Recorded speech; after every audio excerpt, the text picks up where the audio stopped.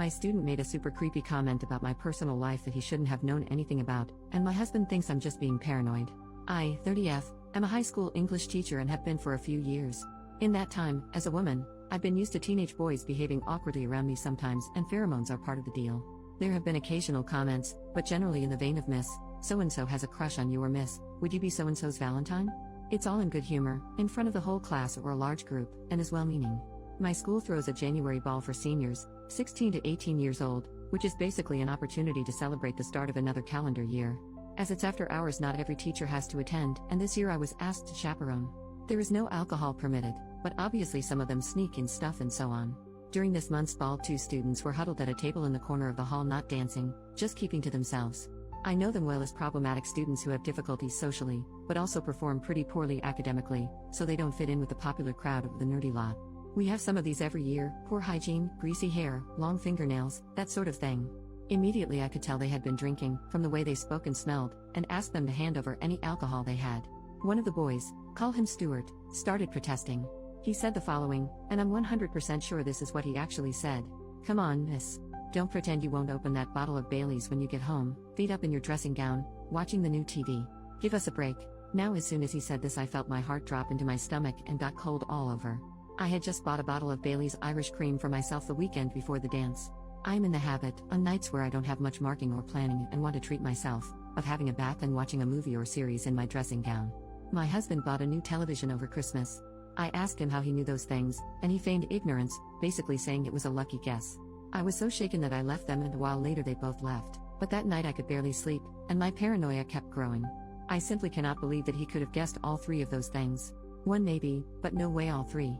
My husband is away for work currently. I phoned and told him about it, and he basically downplayed my concerns, saying I probably mentioned those things to my class at various points and this student has just remembered it. But I would never mention those things, I just wouldn't, and I'm sure I haven't.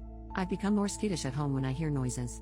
I only live in a small house, but when I arrive home from buying groceries I check every single room and cupboard before I lock the doors. I've also arranged to have the locks changed.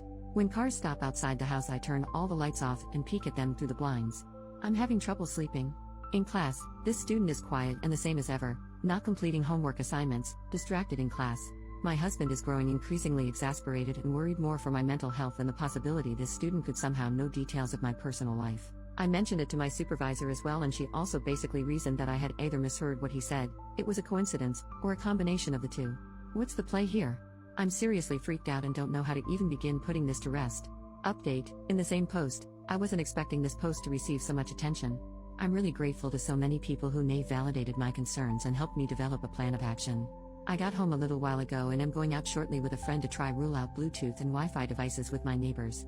After that, the 2 of us will try and conduct a deep search of the house for any concealed devices, using the lights out phone camera trick some people recommended and some other tips I found online. Just to clarify a couple of points that I've seen raised a few times. 1.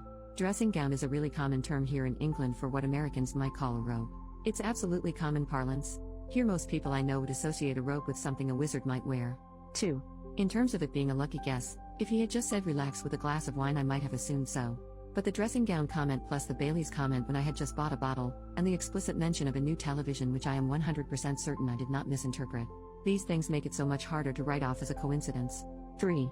As far as social media goes, I have Instagram which is set to private under my maiden name and my profile picture is not of me. I am not in the habit of connecting with former students. I only have 3 who have all gone on to study English at university and have used me as references. I also have a Snapchat which I use only with my husband and very close friends. I have posted nothing about my new television, and I also don't think I've mentioned this to colleagues, let alone to students. Certainly I said nothing about the Baileys I just bought. Why would I? Second update, a few days later. I wasn't going to post an update here, but the number of worried people who have reached out to me made me reconsider. After a thorough search of my house I actually found 2 devices. They seem to be camera devices. I don't know if audio is included. One of them was in the smoke detector in my bedroom, while the other was concealed in the wall of my living room. Looking at an old picture of my bedroom, it looks like the smoke detector itself has changed very slightly. I think that the new one is a device in itself which the culprit somehow switched with the old one without us noticing. The matter has now been referred to the police.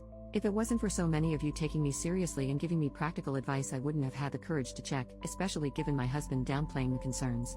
He has been very apologetic and is coming back from his work trip early, but I've asked to spend some time apart and will be staying with my parents for a while.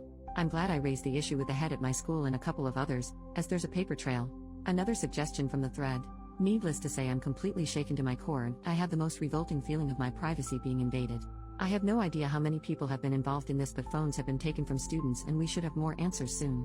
I won't be making any more posts or updates. Thank you again to everyone for affirming me and making me feel sane.